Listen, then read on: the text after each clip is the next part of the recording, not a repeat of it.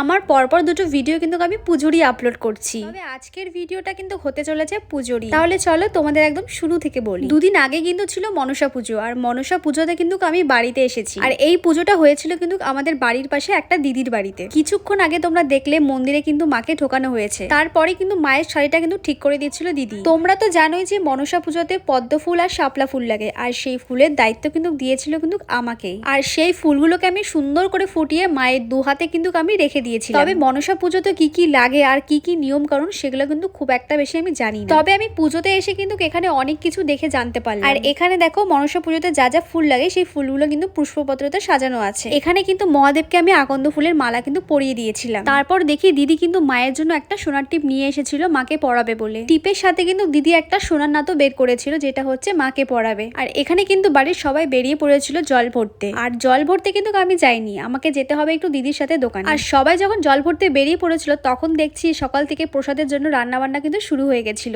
আর জানো তো ছোটবেলা থেকে কিন্তু এই দিদির বাড়িতে মনসা পুজো কিন্তু আমি দেখে আসছি। আর একটু আগে কিন্তু তোমাদের আমি বলেছিলাম একটু দোকানে যাবার আছে। কেন জানো তো? কারণ মা যে সোনার নটটা পড়েছিল সেটাতে কিন্তু টানা ছিল না, সেটা নিতেই আমরা কিন্তু একটা দোকানে যাচ্ছিলাম। আর এসেই কিন্তু আমি নথের টানাটা কিন্তু পরিয়ে দিয়েছিলাম। আর এই পুজোটা কিন্তু একটা মানসিক পুজো। আর এখন যাকে তোমরা দেখছো সে হচ্ছে আমাদের ভাগনা হয়, তারই জন্য কিন্তু এই মানসিক পুজোটা কিন্তু করা হয়। আর এখানে সবাইকে দেখো সন্ধ্যেবেলা কিন্তু সবাই মিলে বসে পড়েছে অঞ্জলি দিতে। আর এখানে ছিল কিন্তু বৌদি দিদিরা সবাই বসেছিল, আমি কিন্তু উপোস ছিলাম না, তাই আমি ওই সাইডটাতে ছিলাম। উপোস ছিলাম না তো কি হয়েছে, তাই বলে বাড়ির এই পুচকুটার সাথে বসে কিন্তু আমি গল্প করছি। আর এখানে পুজো শেষ করে কিন্তু সবাই অঞ্জলি দেওয়া শুরু করে দিয়েছিল। তবে আজকে এখানে শেষ করছি। তোমাদের ভিডিওটা কেমন লাগলো অবশ্যই একটা কমেন্ট করে জানিও।